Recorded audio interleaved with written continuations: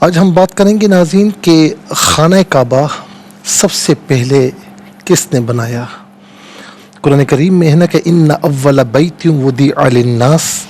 للذی ببکۃ مبارکا وہدی للعالمین، کہ بے شک سب سے پہلا گھر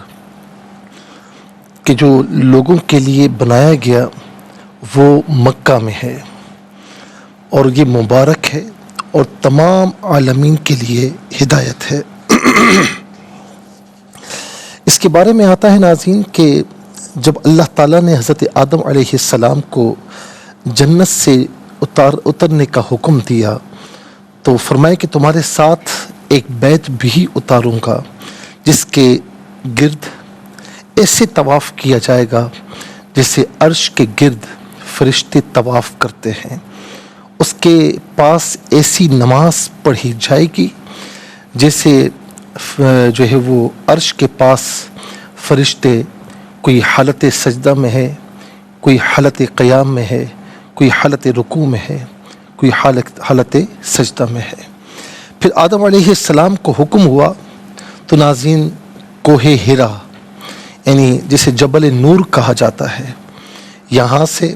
کوہ طور اور اسی طریقے سے طور سینا، جبل لبنان اور جودی پہاڑ،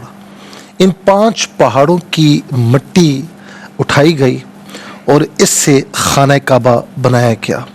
جامع البیان جلد نمبر 1 صفحہ نمبر 428 428 میں ناظرین یہ روایت موجود ہے۔ اب کل کتنی مرتبہ بنایا گیا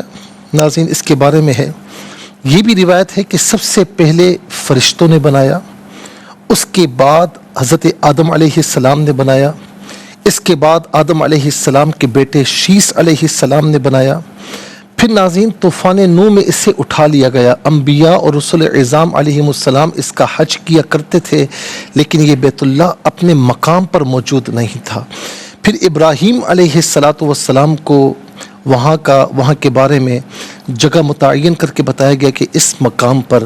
بیت اللہ بناؤ، تو ابراہیم علیہ السلام نے اور آپ کے ساتھ اسماعیل علیہ السلام نے اس گھر کو بنایا۔ ناظرین اس کے بعد 5ویں مرتبہ قوم عمالقہ نے بنایا، پھر 6ٹھی مرتبہ قبیلہ جرہم نے بنایا، 7ویں مرتبہ قصی بن کلاب نے بنایا جو کہ حضور نبی کریم علیہ السلام کے آباء و اجداد میں سے ہیں، 8ویں مرتبہ قریش نے بنایا۔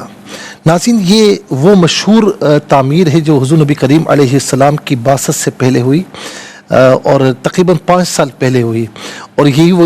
یہاں مشہور واقعہ ہوا کہ حجر اسود کی تنصیب میں اختلاف ہوا تو حضور نبی کریم علیہ السلام نے پھر فیصلہ فرمایا اور آپ کو صادق و امین جو ہے وہ کہا گیا کہ جب آپ موجود ہیں تو انہوں نے کہا کہ بس صادق و امین آ گئے، اب یہ مسئلہ حل ہو جائے گا۔ تو بہرحال یہ وہ مشہور تعمیر ہے اور انہوں نے اپنے حلال پیسوں سے بنایا، اور اسی تعمیر میں حتیم کعبہ کو باہر کیا گیا کہ اتنی رقم موجود نہیں تھی کہ وہاں پر بھی تعمیر کی جائے۔ پھر 9ویں مرتبہ عبداللہ بن زبیر رضی اللہ تعالی عنہ نے اسے دوبارہ تعمیر کیا، اور انہوں نے قریش کی بنا جو تھی حتیم کعبہ بار تھی نا، تو ابراہیم علیہ السلام کی بنا پر اسے دوبارہ رکھا گیا کہ حتیم کعبہ کو کعبے کے اندر شامل کیا گیا۔ 2 دروازے رکھے، ایک انٹرنس کا اور دوسرا ایگزٹ کا۔ پھر 10ویں مرتبہ عبد الملک بن مروان کے حکم پر حجاج بن یوسف نے اسے دوبارہ تعمیر کیا اور دوبارہ پھر قریش کی بنا پر اسے بنا دیا گیا، حتیم کعبہ کو باہر کر دیا گیا۔ علامہ قرطبی ناظرین لکھتے ہیں آگے جا کر، کہتے ہیں کہ پھر اس کے بعد ہارون رشید کو یہ بات پہنچی کہ حضور نبی کریم علیہ السلام بناء ابراہیم کو پسند فرماتے تھے، تو آپ نے امام مالک علیہ رحمہ سے پوچھا کہ اسے دوبارہ بناء ابراہیم پر کر دیا جائے،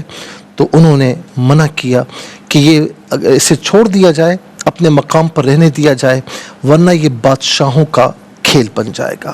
ناظرین یہاں تک ہم نے آپ کی خدمت میں عرض کیا کہ کتنی مرتبہ تعمیر ہوا، سب سے پہلے کس نے تعمیر کیا۔ اب انشاءاللہ مزید باتیں جو انشاءاللہ آپ تک پہنچیں گی ناظرین، ہو سکتا ہے کہ آپ نے پہلے نہ سنی ہوں، اسے ضرور سماعت کیجیے گا۔